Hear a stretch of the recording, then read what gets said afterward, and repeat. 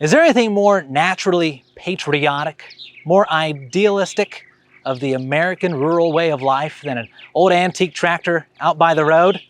It's hard to think of any. Well, drive the roads of Western Ohio, outside of Sidney, and you'll find Buggy Wrench Farm and the collection of Ernie Hageman. It's a pretty special thing that they bring out just a couple times a year. You won't miss. I'm Kyle Wright. I'm the grandson of Ernie and Mary Lou Hageman, and I'm the son of Eric and Jill Wright. And I live right next door, so I've always been around here, going on tractor rides with Grandpa. I get the tractors out. I help the guys that help us farm. It takes us some time to get them out. I like getting involved with them. It's something my grandpa did. I liked hanging out with him a lot. The history behind all these tractors, everyone has a different story about them, so it's just really neat to really figure out where they came from and the different origins of how they were built and stuff like that. Kyle is a junior at Miami East High School, where he also serves as vice president of their FFA chapter. His grandfather, Ernie, passed away in 2022, but not before instilling his passion for antique tractors to his family. I do remember one time, really my first time fully driving a tractor on my own. Well, one of the antiques was actually the W4 we have. The W4, we were going to go on this tractor drive over the summer with our tractor club, and Grandpa invited me, so he was trying to fit me for a tractor. So we just went up and down the road trying different ones that would fit me for I was strong enough for.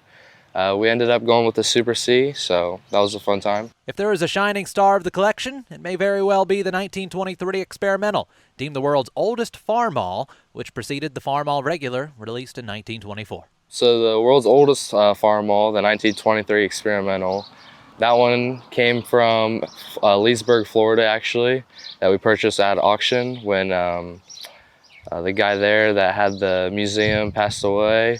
We bought that, and then that came home to us. And since then, we've gotten it running and started, and we've taken on a few different trips to show it off. One time in Indiana, Rushville, Indiana, and the other 1923 Experimental was also there.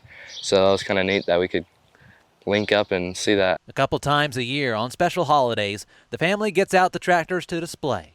As you can imagine, it's no small feat. But it took us about 7 hours yesterday to get the ones we do have out, just between battery packs, just trying to get some of them started. But we did get them all out, yep.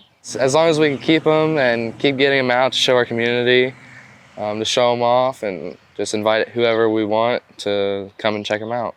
It's pretty nice knowing that people from all around our county and really everybody we know and may not know just stop by and check them out.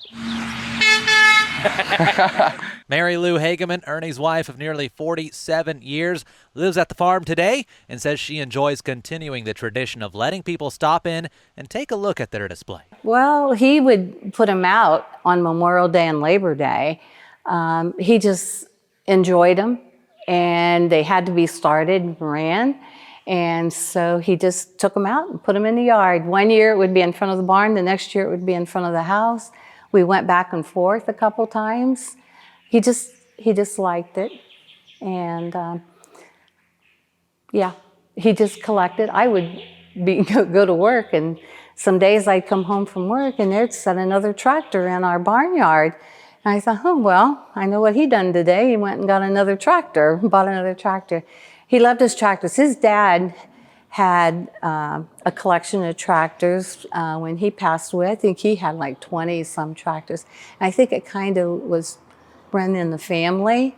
And that's kind of why he did that. That was his joy. I come home from work one day and there was two new tractors sitting out here, so. And one thing we've not covered in this story is the equally impressive collection of buggy wrenches that Ernie had brought together since 1988, totaling well over 20,000 at the time of his passing. If you look around in the barn, there's tons of signs. Anything Farmall, that was his thing. And the buggy wrenches, but buggy wrenches started it, and then it grew into some of the tractors and stuff. And you don't leave them sit out. It's just one of the things to marvel for folks who stop by and see this unique piece of farm country. It's just interesting to see who does stop by, how they found out about him. You know, the girls put it on Facebook. When I talk to people, they'll say, "What are you doing today?" And I go, "Well, I'm going to stay home because we got the tractors out. Someone may stop in."